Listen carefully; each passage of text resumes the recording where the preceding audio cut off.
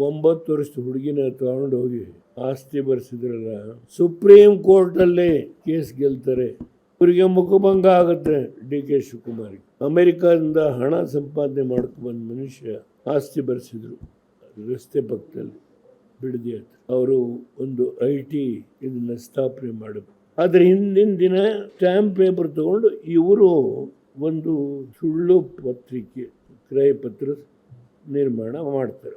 Details ನನ್ನ ಹತ್ರ ಇದೆ. ಅದ್ರ ಮೇಲೆ ಹೈಕೋರ್ಟ್ಗೆ ಹೋದ್ರು. ಹೈಕೋರ್ಟಲ್ಲಿ ಮುಖಭಂಗ ಆಯಿತು. ಸುಪ್ರೀಂ ಕೋರ್ಟ್ಗೆ ಹೋದ್ರು, ಅಲ್ಲೂ ಮುಖಭಂಗ ಆಯಿತು. ಆಮೇಲೆ ಅವ್ರ ಮಗಳನ್ನು 9 ವರ್ಷದ ಮಗು ತಗೊಂಡೋಗಿ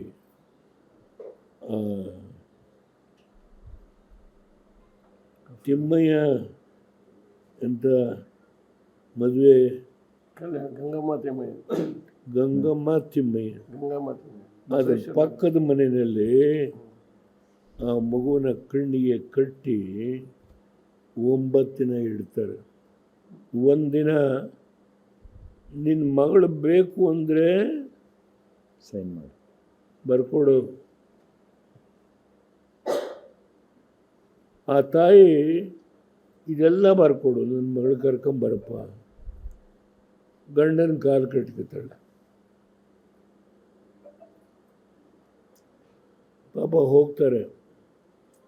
ಆ ಮಗುನ ದೂರ ಕೂರಿಸ್ತಾರೆ. ಕಣ್ಣಿಗೆ ಕಟ್ಟರು ಇದನ್ನು ಬಿತ್ತಾರೆ. ಅದು ಅಪ್ಪ ಅಂತ ಕೂಡ್ಕೊಳ್ಳುತ್ತೆ. ಮತ್ತೆ ಒಳಗೆ ತೊಗೊಂಡು ರೂಮಿಗೆ ಪಿಕ್ಚರ್ ಸ್ಟೈಲ್ ನನ್ನ ಮುಂದೆ ದಾಖಲ ಇದನ್ನು ಎಲೆಕ್ಷನ್ ಬಳಸಬೇಕು ಅಂತೇಳಿ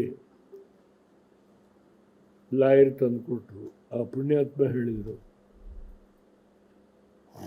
ನಾನು ಕರ್ನಾಟಕದಲ್ಲಿ ಯಾರಿಗೂ ಮತ ಕೊಡೋದಿಲ್ಲ, ನಾನು ವೋಟರ್ ಲಿಸ್ಟಲ್ಲಿ ಇಲ್ಲ, ಸಾಕು ಈ ಕರ್ನಾಟಕ.